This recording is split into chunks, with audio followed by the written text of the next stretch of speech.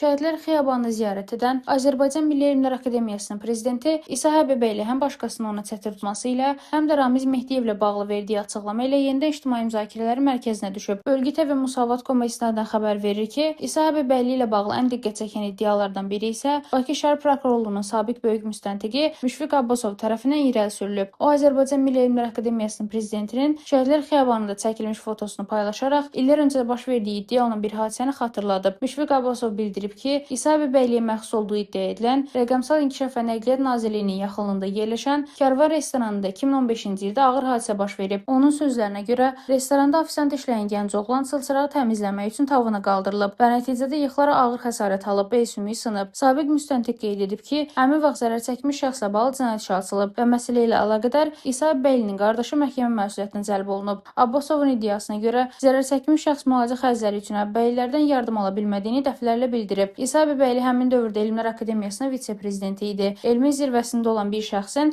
ağır xəsarət alan gəncə maddi və mənəvi dəstək göstərməməsi ciddi suallar doğururdu. Bu gün isə o, Azərbaycan Milli Elmlər Akademiyasının prezidentidir. Ramiz Mehdiyevin şəklini akademiyanın şərəf lövhəsindən götürməklə əsas işini gördüyünü düşünür deyə Müşfiq Abbasov paylaşımında yazıb. Rəna Rövşən qızı, Bölgə TV.